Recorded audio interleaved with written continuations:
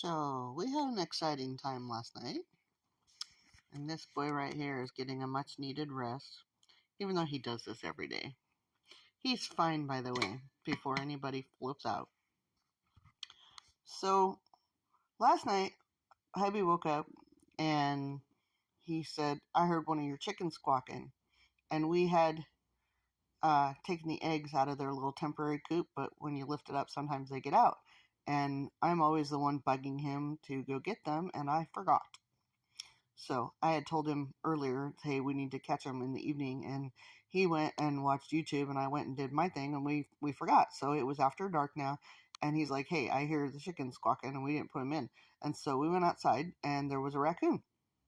So this dude, he's telling us where the raccoon is, and he's barking his head off and doing his usual.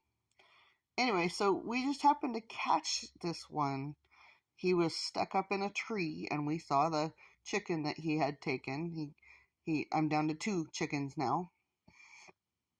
So, and he's up in a tree, and we saw the eyeballs, and he's like up there, and I'm like, I was gonna take care of it, but there wasn't a safe way to do that because you have to know what's behind the thing that you're pew-pewing at, and it would have either went over into the neighbor's place or out onto the road at all the angles that I had available, and or up in the air, and what goes up must come down. Anyway, so the safety thing. Couldn't do it that way. Anyway, I was over there and I was like well away from this thing, like a good 15-20 feet, or I was under the tree looking up at him, and I wasn't directly underneath him. And Hubs was yelling and screaming, he's gonna jump on you, get away from the tree. And he's screaming, like ghetto screaming, like all the neighbors flip on their lights, okay? We're out in the country, but still, he was that loud, okay? And so I didn't want to add pew-pewing to that situation too and have somebody dial up the police and go, what's going on over there at that ghetto house? Because that's what we look like. So, anyway, the raccoon came down out of the fir tree that he was in and went over to the apple tree that he was in, and which was a little lower, and the dog was over there yelling at him, and I'm wading through the mud, and I was a good 15-20 feet away, and I was like, well, can I get him now, and I really couldn't. There wasn't a safe way. My aim's not that great, and I got to get kind of close for a small object that moves, okay? So, and Heavy wasn't doing anything. He was just standing behind me and yelling to get away from the 15 feet away from the raccoon that I was at. So, and telling me it was going to jump on me from 15-20 feet away. So I'm still maneuvering around, and by this time, I'm watching this animal because it's in the tree, and it's looking at me, and it feels trapped and all that stuff, and I get it that he's dealt with raccoons before, but it's eating my food, and there are a lot of them, and they've taken out 30, 40 hens in one day, and they don't even consume them, they just get the necks and leave them. And so, unless they're super hungry, I don't know. This one, he was trying to drag it off. So, but that's my food, and things are tight, and I need my food. There's very little food that I can actually eat that you can go buy. So, because it's got things in it that I'm allergic to or whatever, right?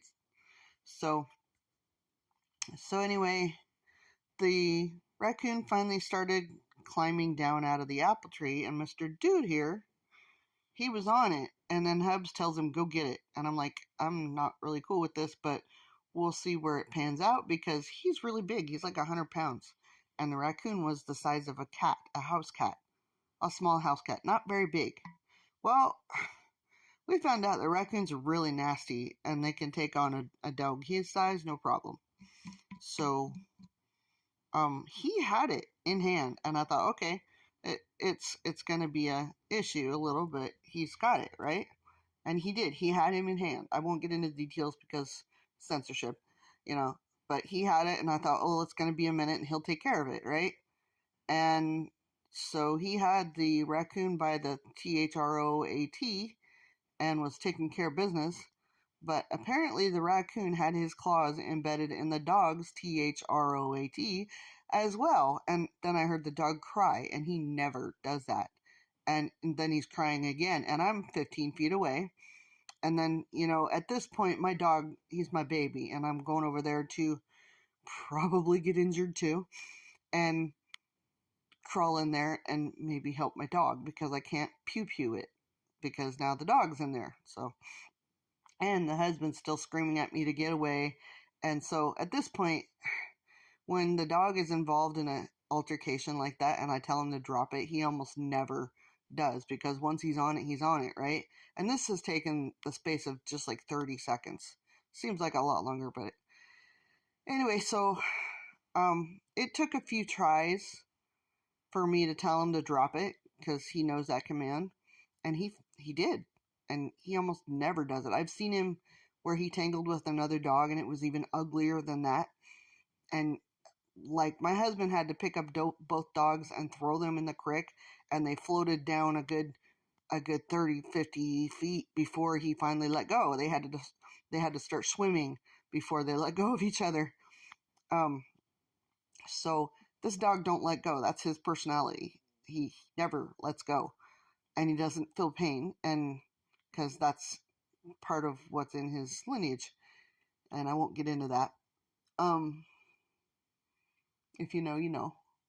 But anyway, so like this, just the second time I said drop it, and he did, and then the raccoon got away. But he wanted to go after him, but I said drop it and come, and he did. So his recall's pretty good, but he is a dog and he does have a high prey instinct or prey drive, and so in the heat of things it's a little more difficult. So anyway, then I went to try to take care of it, but it was also still in a place where I couldn't safely do so. And so we went back in, and the dog, he's fine. He's had all of his shots, and we treated the things. Comfrey is good stuff. That's all I gotta say. And so I had to give him a bath because he was walling around in mud with this animal. And I was wallowing around in the mud trying to get to the animal. So it was a late night bath. So he's fine. He didn't need to go to the vet.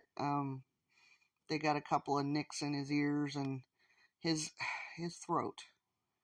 His throat, if I would have let that continue, would have been in really bad shape. So, because he had him by the throat, but the raccoon had his claws embedded in his throat and was ripping. So, they're vicious little creatures. And this was just a little one. And so from now on, Mr. Dude here, he gets to tell me which tree they're in, but then he gets to go back in the house.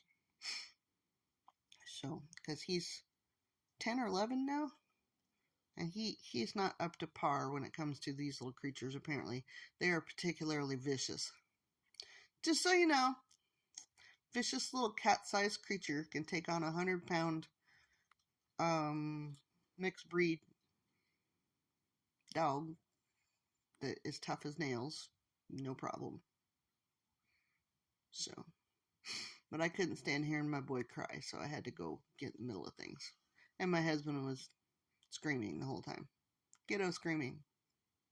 I'm sure the neighbors think that we do DRUGS because we look like it. So, not really. He's just kind of on the spectrum a little bit, and wow, I hope we never have an apocalypse because, yeah. Why do I have the pew pew if I can't use it? Yeah. Anyway. That was fun.